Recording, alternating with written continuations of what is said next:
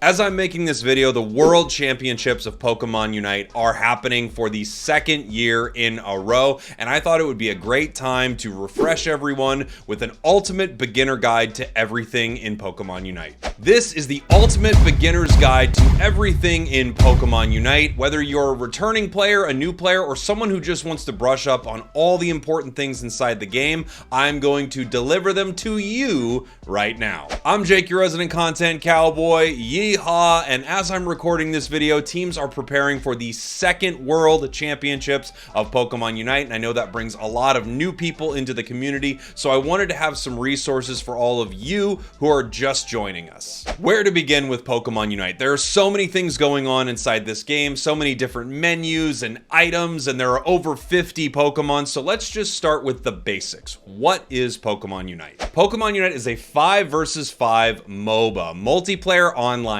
battle arena, similar to things like League of Legends or Dota. Unlike other games inside this genre, Pokemon Unite is not about breaking enemy towers and then finally destroying their home base. Pokemon Unite is based around scoring. The team with the highest score at the end of the match wins. Both teams have 5 goal zones across the map that you can score points into and break, except for the home base goal zone that you can score as much into it as you like. There's a ton going on inside of a match of Pokemon Unite, and it's not just about running away from the enemy team and trying to score, and I'm going to try to give you a brief overview of all of that here in this video. I'm also going to make companion videos to this with topics that I think need a more deep dive, things like held items, boost emblems, Rayquaza fights, etc. So come along with me, friend, as I try to make sure that you have the best possible time here on Eos Island. When you first start Pokemon Unite, you get a selection of one of 5 starter Pokemon, one from each of the roles inside the game: attacker, speedster, all-rounder, defender, and supporter. As I mentioned before, there are over 50 Pokemon inside the game right now, so after you get your starter and you unlock a couple other Pokemon early in the game, you may be wondering what Pokemon you should pick, how to acquire more, what do these all do? I'm going to give you a basic look at what each Pokemon is like. For an example here, let's take a look at a Pokemon like Lucario. As you can see at the top of our screen here, Lucario is an attack-based Pokemon. It is melee, and it is an all-rounder. The game would tell you that Lucario is a difficult Pokemon, its difficulty level being expert. I would happen to probably agree with that for newer players. Lucario can be really amazing, but a little tough to get a hang of. You could see other Pokemon like Sylveon is a special attack-based Pokemon. It is ranged, it is in the attacker class, and the difficulty here is novice. And I would happen to agree with that. Sylveon is a great Pokemon for beginning players. Every Pokemon in the game has their own way of doing a basic attack. Machamp right here will have a basic attack where every third attack becomes boosted, dealing increased damage when it hits, and also decreasing movement speed of opposing Pokemon. Every single Pokemon in the game has a different form of their basic and boosted attack. Every Pokemon in the game also has a passive ability. Machamp's passive ability, Guts, gives it increased attack when this Pokemon is afflicted by a status condition inside the game. Some Pokemon's abilities are very complex, and some are much more basic, like Machamp here. Every Pokemon has access to 2 sort of beginning moves. Karate Chop and Bulk Up are Machamp's, and then at different level breakpoints, you will unlock different moves. Every Pokemon has a different level breakpoint. Some are more in line with others. Oftentimes defenders look like this, all-rounders look like this, but in general, each Pokemon levels a little differently. As you can see here at level 5, Machamp gets to choose between either Dynamic Punch or Submission, and then at level 7, between Close Combat and Cross Chop. For many Pokemon in the game, there is sort of an A and B build for these Pokemon, essentially. If you look at Gengar right here, the A build being Shadow Ball Dream Eater, and the B build being Sludge Bomb Hex, but that is not the case for every single Pokemon, and there are a lot of different move combinations you can make inside the game that work really, really well. Many Pokemon in this game, just like the mainline games, evolve, going from Ghastly to Haunter at level 5, and then from Haunter to Gengar at level 9. It's extremely important to know when your Pokemon evolve, because you can actually get sort of stuck at a level if you don't get enough experience. We'll talk about that in a little bit. Every single Pokemon has a Unite move. It is their most powerful move inside the game and can be used to change the course of fights in a huge way. Not only does your Unite move in itself have a lot of impact on the battle, you also essentially become powered up for a brief time when you use a Unite move. Every Pokemon enroll is a little different with this buff, but a Pokemon like Lapras right here gets a massive shield and move speed increase, while a Pokemon like Cinderace gets a smaller shield but an attack speed increase. Every Pokemon is a little different, but every single Pokemon benefits from using their Unite move, not only for the move, but also for the buffs that you get for a brief amount of time, usually about 6 seconds, which is why you want your Unite moves for big fights and you want to try to press your advantage. Your Unite move charges naturally throughout a match, and actually every Pokemon is on a slightly different timer. Some, like Leafeon or Delphox, are very, very low, and others are quite a bit longer, like a Pokemon like Sylveon. All Pokemon get additional charge by scoring at a goal zone any amount of points and by securing last hits on wild Pokemon. So if you'd like to charge your Unite move, those are great ways to do it. There are 5 different roles inside of Pokemon Unite: Attacker, All-Rounder, Speedster, Defender, and Supporter. While each Pokemon inside of a role is different, in general they have a few things in common. For instance, Attackers are ranged Pokemon that focus on dealing a ton of damage to the enemies. All-Rounders really do fit their name. They're very good at fighting. They're also decently tanky so that they can survive a lot of the onslaught in a battle, unlike a Pokemon like an Attacker that is pretty frail. Speedsters feel like Pokemon Unite's version of an assassin. They want to get in, deal huge amounts of damage, and get out quickly before they are taken down. I would say Speedsters are also probably the trickiest Pokemon to play inside of Pokemon Unite, and I would wait to really start playing Speedsters until you had a good handle of the game. Defenders really live up to their name. They are massive tanks that have ways of often recovering their own HP. They also have a ton of options for moving enemies around and protecting their allies. It is imperative that you have a defender on your team in Pokemon Unite. And then we have our supporters. There are a few weird ones inside the supporter role, like Sableye, Mr. Mime, and Wigglytuff, who all sort of support and all sort of share a different role. But in general, your supporters, similar to your defenders, focus on helping your allies achieve all of their goals inside the match, whether that looks like recovering your allies' health or pushing your enemies around and stunning them. Supporters are also a vital part of any team. I know it feels like you want to have 5 attackers. Everyone wants to play Greninja, but at the same time, having a balanced team in Pokemon Unite is very important. You don't have to balance your team by having one of each role inside of a match of Pokemon Unite. I'll talk to you a little later about how I think you can easily balance a team so that you're bringing a Pokemon into the game that will help your allies. Every Pokemon also gets to choose 3 held items as well as a battle item. I'm going to give you a very basic look at this, and I'm going to have another video about items because there's so much to talk about with this. Also, each Pokemon, as you can see down here, has a list of sort of what they are good at using these stars inside the game. Sometimes this is accurate, sometimes this doesn't make a lot of sense. I wouldn't rely on this list for how you choose your Pokemon. For instance, Mewtwo right here has sort of middle of the road stars across the board, while it is currently one of the most powerful Pokemon inside the game by far. So yeah, don't worry about the stars. There are over 20 held items inside of Pokemon Unite and a lot of different options for how you want to build your Pokemon. So again, I'll have a more in-depth video about this. In general, when you look at your Pokemon, you can see what type they are, either attack or special attack. If you are using a special attacker, items that increase special attack are very good. If you're using an attacker, items that increase attack are very good. There are many exceptions to this rule. There are items that are amazing, like Focus Band, that can be used on many Pokemon. Then there are ones that are outright bad, like Leftovers and Rocky Helmet. There are score-based items, like Eos Cookie, Attack Weight, and Special Attack Specs, that actually give you more permanent stats inside of a game after you score a goal, up to 6 times. There are also very specific but very good items, like EXP Share. Every held item can be upgraded to level 30. However, you really get the benefit of almost all of your held items at about level 20. There are 3 breakpoints for each item that you can see from level 1, 10, and 20 right here. A lot of the time, you do not need to get anything past level 20. I've been playing this game since release, so my items are upgraded, but the minimal amount of stats that you get from level 20 to 30 really aren't what the items are about. They are about sort of their passive ability that they do for you right here. For instance, Muscle Band, when you hit with basic attacks on enemy Pokemon or wild Pokemon, you do an additional 3% of remaining HP damage. That's the real reason you upgrade this item, not the attack and basic attack speed. Again, lots of exceptions. If you're looking at a Pokemon and you hit the Y button, you can pull up example sets. Oftentimes what the game recommends is fine, sometimes downright bad. You can also see what some of the top Inteleons, for instance, as I'm looking at this Pokemon, are playing right here. Some of these can be quite good, some of them can be quite bad as well.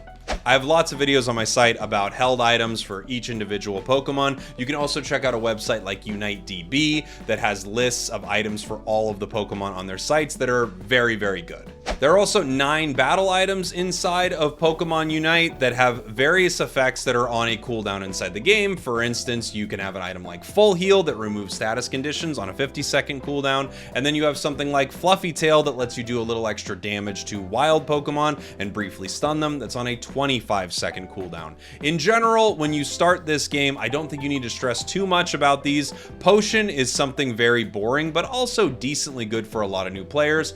X-Speed and Eject Button are also very, very popular items for most Pokemon inside the game. A lot of the others are quite specific. Full Heal also is a very, very popular item. Of course, there are also boost emblems that you will equip on your Pokemon. Boost emblems are obtained in multiple ways in Pokemon Unite, whether through the energy rewards system or through leveling up your season rewards through the battle pass. They need their own video. Trust me, I have to give you a boost emblem video that is just about boost emblems. Now, I know what a lot of you are saying. Jake, I think you're really cool and I want to hang out with you, but at the same time, I would rather you start talking about what happens inside of a match of Pokemon Unite and how I can best prepare for it. All right, I understand, and yes, I will come to your birthday party. I am a clown. Very quick legal disclaimer. I have been told by my attorneys that I need to tell you that I am not technically a clown and have never done any official clowning. Please do not attempt to hire me because I do not have a clown license. Now,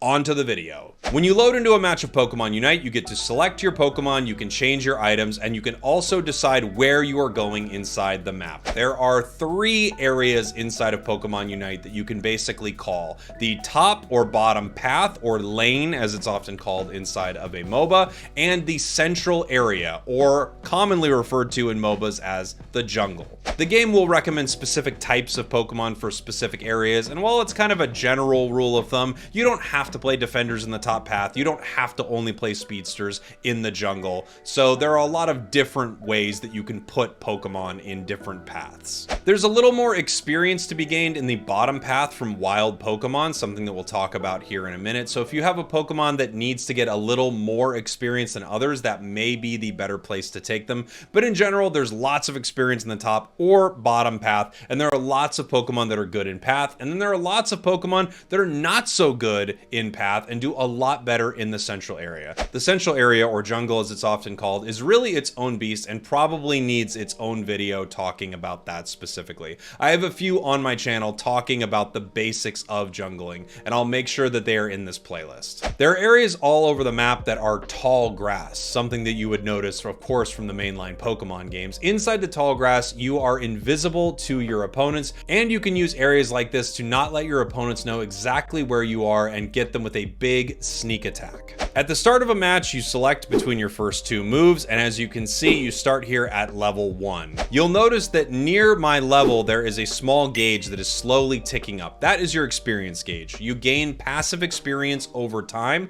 and you also get more experience by defeating enemy Pokemon, or scoring, or getting last hits on wild Pokemon. Let's head into the lane right here with our Leafeon, get some last hits on these wild Pokemon, and as you can see, my experience increases, giving me more levels as I go, and I acquire Eos Energy. The Eos Energy you acquire is directly stated right above this Pokemon right here. Each one of these Bunnelbees gives 2 Eos Energy. That is the energy you use for scoring inside of a match of Pokemon Unite. Once you get enough experience, depending on the Pokemon you are, you will evolve here. At level 4, you evolve as Leafeon, and then I can select my next move. Let's play around with Razor Leaf. One of the most important things that's happening inside of a match of Pokemon Unite is not only fighting fighting the enemy Pokemon that are present, like this Pikachu right here, it's actually fighting over this wild Pokemon experience right there. Whoever gets the last hit gets all of the Eos energy and all of the experience unless an ally is near you and it is shared with your team. So if you are fighting over all of this experience right here, you hit it, you do a ton of damage to it. If Pikachu gets the last hit on all of it, it gets all the experience. So that is so important.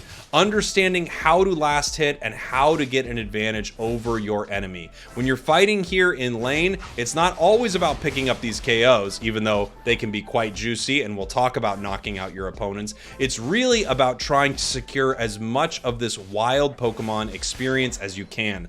Unlike other games where you sort of have safe farm that is basically yours, like League of Legends or something like that, Pokemon Unite is all wild Pokemon that can go to either team, and whoever gets that last hit gets all the XP. It's so important to prioritize taking these last hits and making sure that the enemies do not get them. Depending on what your level is inside Pokemon Unite, you can carry either 30, 40, or 50 Eos energy. Right now I'm only a level 6 Leafeon here, so my Eos energy is full. As you can see, the Eos energy from that drops right there on the ground. However, I still get the experience from getting the last hit. An ally or an enemy could pick up this Eos energy and score.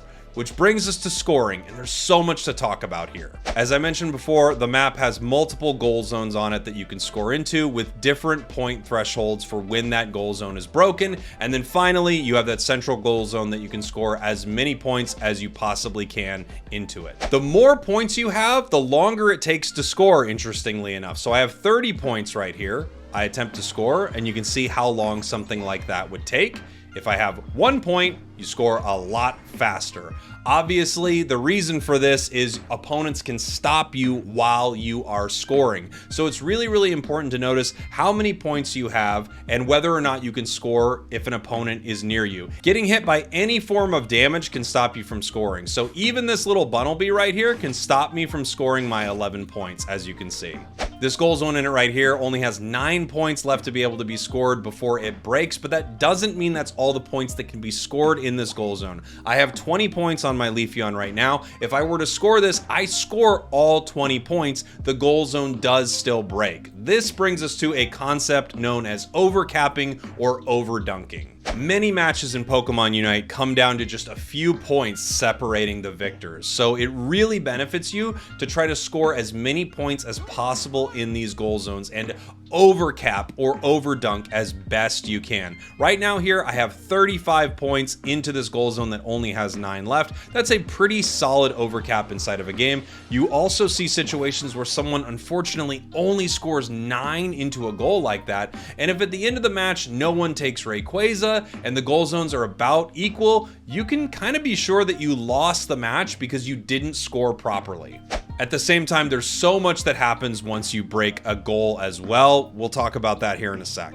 Earlier, we talked briefly about stacking items. If you take a look at the bottom right of my screen right here, you can see that I do have a stacking item on my Leafeon and attack weight. No matter how many points you score, whether it's 50, 100, or 2 points in this situation, you will get a stack of your stacking item. These give you permanent bonuses throughout the match. It doesn't matter if you get KO'd or anything like that. You keep your bonus. Under the 2-minute mark inside of a match, all scoring is doubled. So if you have 50 points, you are now scoring 100 inside of goals. Pokemon Unite really has things set up to where the end of the match matters an extreme amount, and Rayquaza, the final objective in the match, matters so much. Oftentimes, very often, the team that secures Rayquaza and wins a fight here wins the match. Once the opposing team is knocked out, you can usually be safe to take this Rayquaza, assuming that enough of them are. Just like any wild Pokemon, Rayquaza has the ability to go to the other team if the other team simply gets the final hit on it. In this situation, you're going to see me take this Rayquaza right here, and then not only do I have the ability to score on my opponent's goals, I also have some points given to me from Rayquaza, and I have this beautiful green Rayquaza shield around me. While I have this Rayquaza shield around me, my scoring speed is increased dramatically, and I also cannot be interrupted while I am scoring unless someone breaks the shield right here. As you can see, I scored those points very, very fast. This is why Rayquaza is so incredibly important, because again, whoever has the most score wins, and this lets you score a ton of points. At the end of the match, whoever has the most score wins, regardless of how many KOs you got throughout the match, so it is important to prioritize scoring at important moments throughout the game. Also, it should be noted, if teams come to a draw, the winner is decided by who reached that score first, and yes, there are times that you will win and maybe even lose on a draw. It's amazing and heartbreaking. You can make scoring a little easier by using an item like a score shield. However, that item has been changed sort of dramatically since the release of it, and it's not usually one of the better held items inside the game. One very important thing to know is that standing on the goal zone with your ally, even if you are not scoring, increases their goal scoring speed. This is very, very important. So if you see an ally trying to score, you can stand on that goal zone with them and help them achieve their goal. Don't just stand by, hanging out, looking around. Stand on the goal, help your ally score their points. We've talked about goals and scoring. We've talked a little bit about wild Pokemon, but let's delve a little deeper into wild Pokemon and how much they matter in the game, which is dramatically. As I mentioned earlier, one of the most important things in Pokemon Unite is securing wild Pokemon by getting last hits on them. Having a level advantage over your opponents in Pokemon Unite is massive, so much more than having a 2-level advantage in the mainline games. Being 2 or 3 levels higher than your opponents is a huge difference. So you're going to want to make sure that you secure as much wild Pokemon experience as you possibly can by getting last hits. All of the Pokemon that you KO inside your lane here are on a 1-minute timer. After you KO them, in 1 minute, they will be back. There are a few Pokemon that are an exception to this rule, and we're going to go over them. First, these Bunnelbees that spawn at the start of the game do not come back after you KO them while you are walking to your lane. This Xatu right here that starts in the central area does not come back after you KO it. The Alterias and Swablues are all on sort of a different timer. Let me tell you a little bit about it. Right here in the center at 8 minutes, you will see these Swablu and Alterias spawn. After you KO the last one there, they are on a 90-second respawn timer, but that's different than the other Swablus and Alterias. The Swablu and Altaria on the top and bottom path are on their own internal timers regardless of when you KO them. The first ones spawn on the map at 8 minutes and 50 seconds, which is why you will often see the jungle Pokemon make their way to the top or bottom path for this fight at that time. They'll respawn again at 7 minutes 20 seconds, 5 minutes 50 seconds, 4 minutes 20 seconds, 2 minutes 50 seconds, and once again finally at 1 minute and 20 seconds. Their position of where they spawn in the map is a little confusing, and it's based on what goals are up or down or when they were KO'd, but in general they will spawn somewhere between these two remaining goal zones at that time.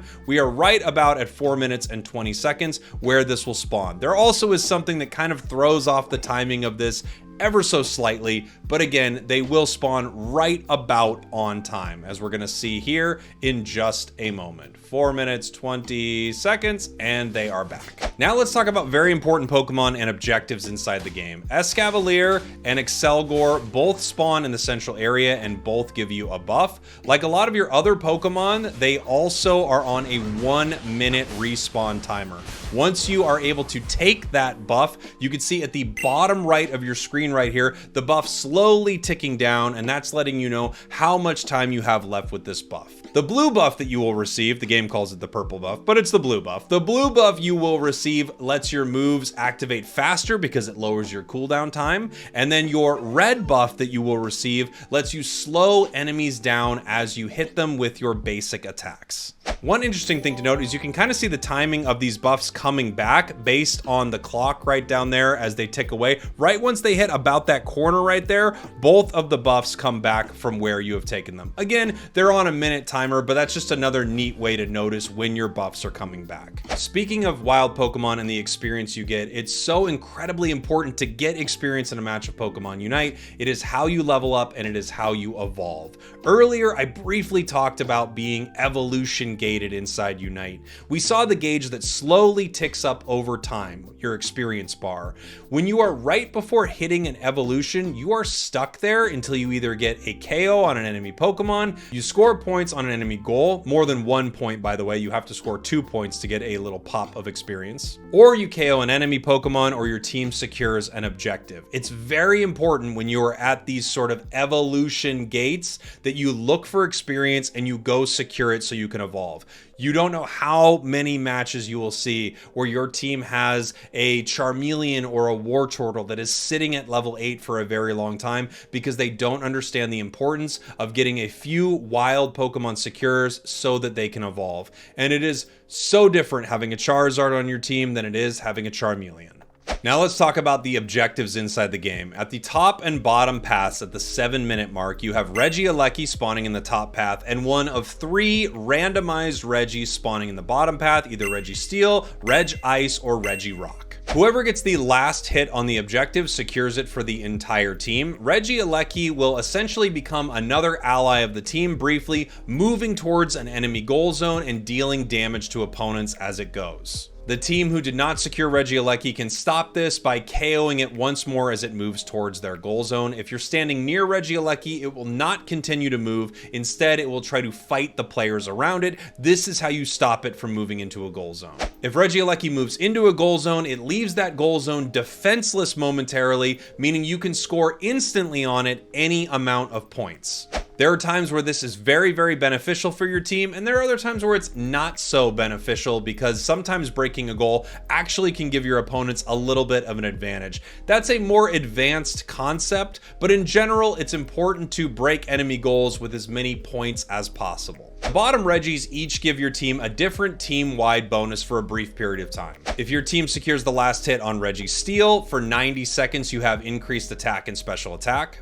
If your team secures Regirock, you get an increase of special defense and defense for 90 seconds. After securing Regice, you get a 90-second buff that will heal you every 3 seconds. You also get team-wide experience from securing these objectives, and that's why it is so incredibly important. Also, securing one of these objectives gives your team a boost to their healing for everyone that participated inside the fight. So getting that last hit is so extremely important. While both top and bottom objectives can provide a lot of value to your team, it's often considered that the bottom objectives are stronger choices early on inside of a match of Pokemon Unite, and the top objective gets more value as the match goes on. This has to do with how breaking an enemy top goal can actually provide a little benefit to your enemies instead of to yourself. The reason for this is when you break either the top or bottom tier 1 goal, that furthermost outside goal, you essentially give your opponents access to some free experience. It's one of the catch-up mechanics that are inside of a match of Pokemon Unite that we will talk about a little later.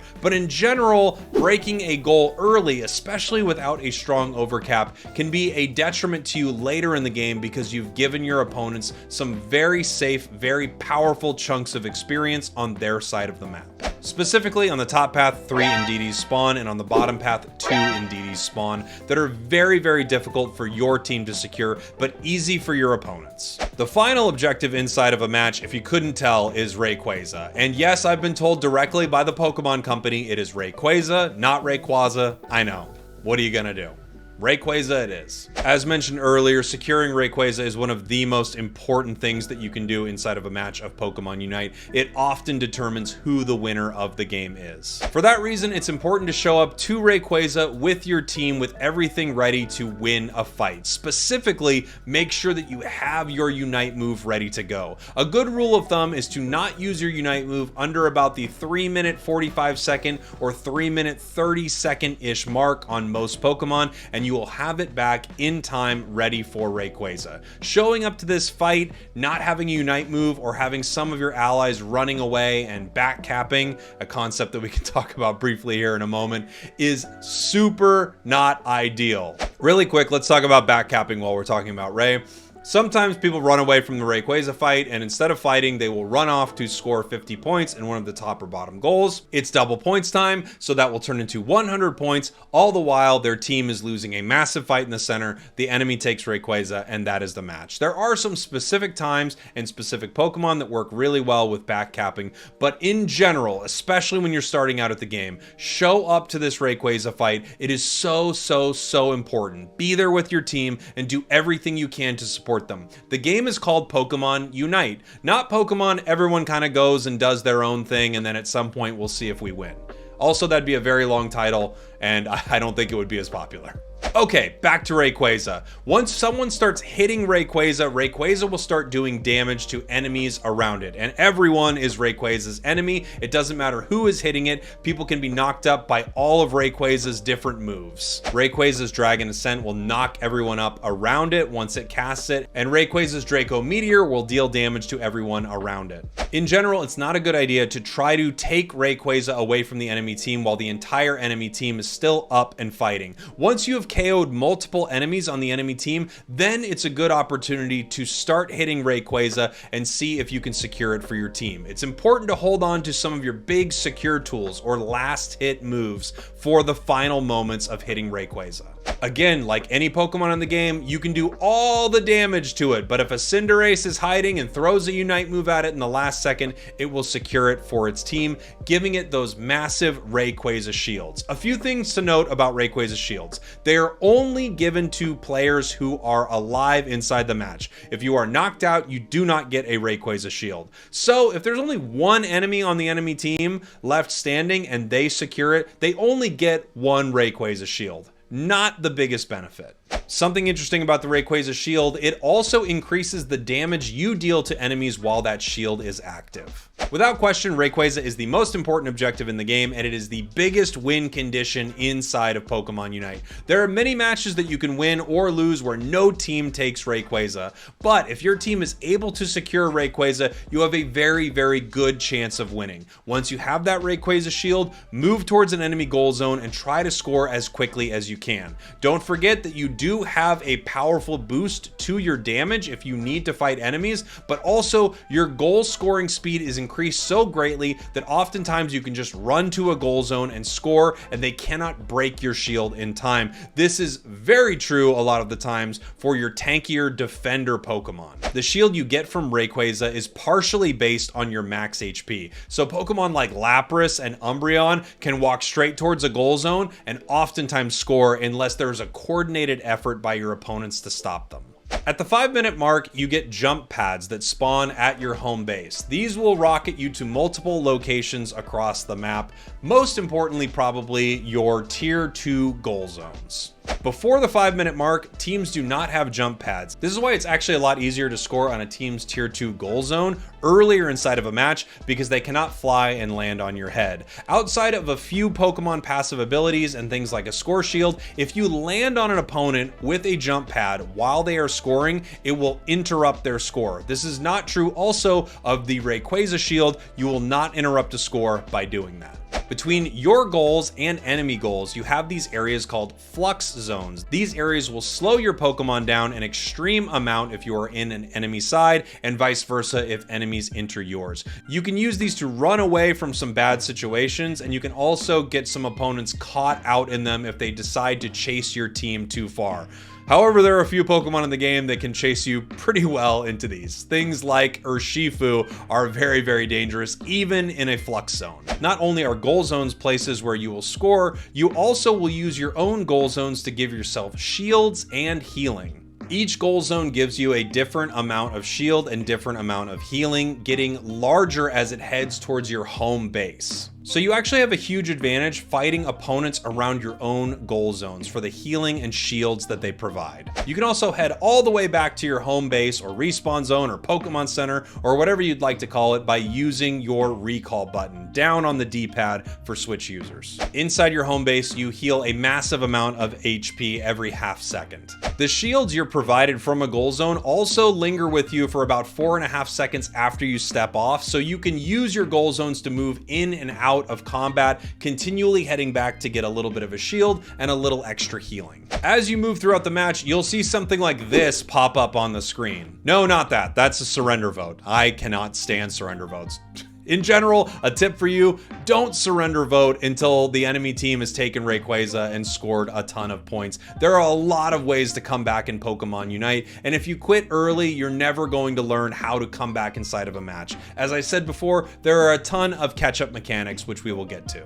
What I wanted to talk about were these. These are alerts from the game and the game's announcer as to where you are inside the match. As I'm sure you've noticed, you cannot see your score while you're inside of a match of Pokemon Unite, but you have a good idea of where you are based on these callouts. The "it's a close battle" callout means that you don't know which team is ahead and less than 20 points separate these two teams. Oftentimes when you see this, it means you should score. The "we're in the lead" callout means you're winning by somewhere between 21 and 99 points. This gives you an idea that your team is ahead, but one big score from your opponents will put you behind. The "we have a huge lead" callout means you're winning by at least 100 points. This is often a power position inside of Pokemon Unite, especially if your opponents can't take Rayquaza, then it is a good time to defend.